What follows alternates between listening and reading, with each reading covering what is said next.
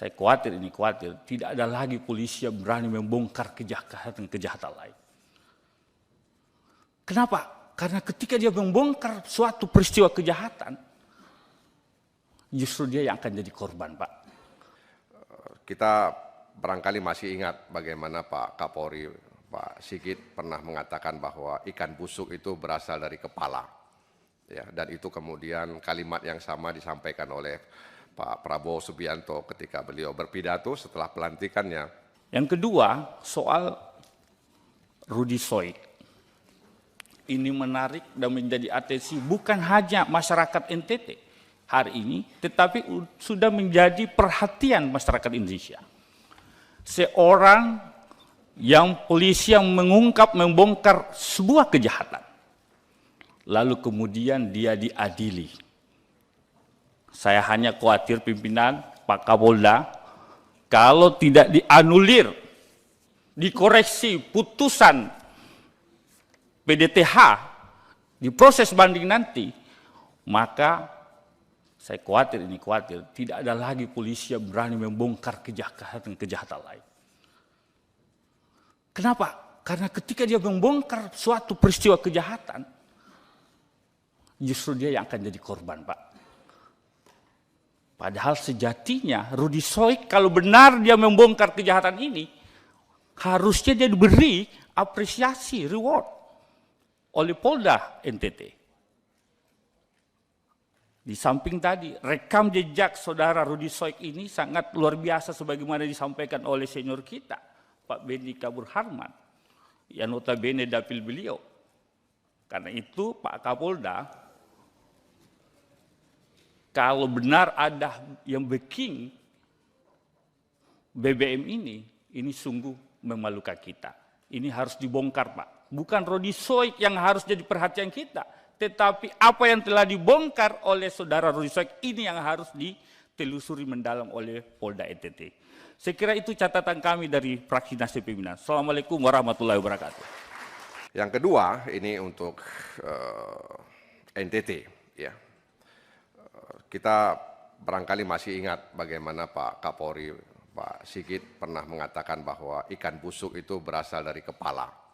Ya, dan itu kemudian kalimat yang sama disampaikan oleh Pak Prabowo Subianto ketika beliau berpidato setelah pelantikannya di sidang MPR beberapa waktu yang lalu, tepatnya 1 Oktober 2024, bahwa ikan busuk itu berasal dari kepala.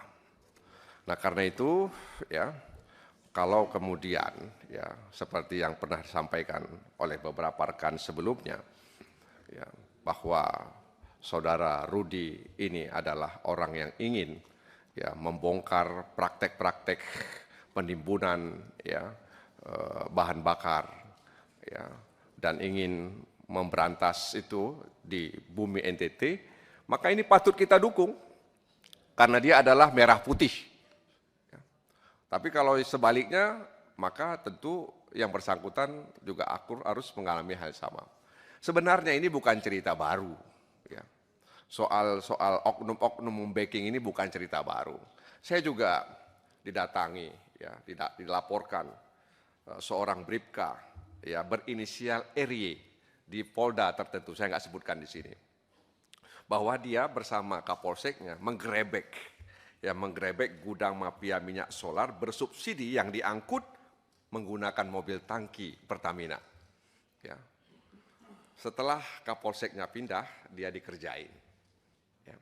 Lalu dia melaporkan kepada saya bahwa saya sudah difitnah, dianiaya, dipukul sampai lebam, kemudian dia di-sel, di penjara, seorang diri selama 30 hari, dan kemudian di PTDH-kan.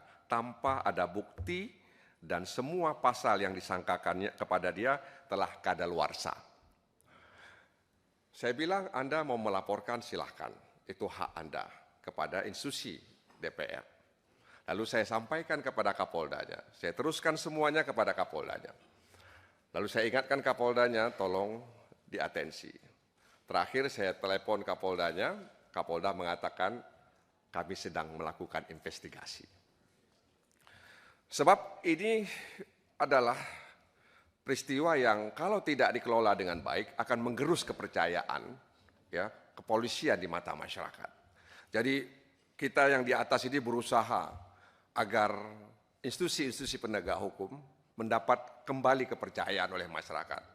Karena kita sudah tahu bahwa pepatah mengatakan gara-gara nila setitik rusak susu sebelanga. Jadi bagaimana kemudian upaya untuk mengembalikan kepercayaan masyarakat itu kita jaga bersama.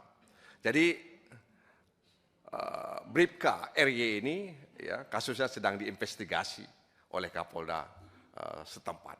Ya. Saya sedang menunggu jawabannya. Jangan sampai ini juga meledak.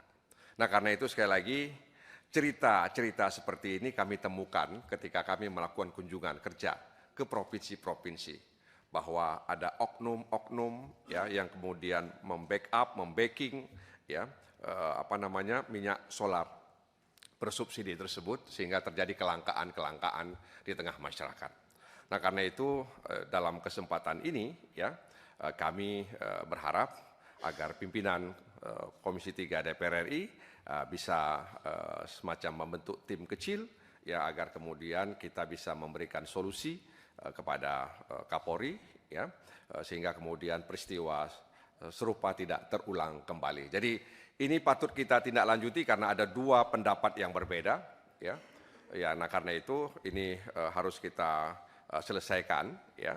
Dan di satu sisi kita harus menjaga institusi kepolisian sebagai institusi penegak hukum ya.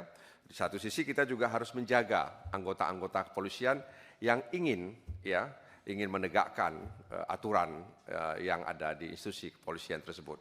Kami memberikan dukungan ya kepada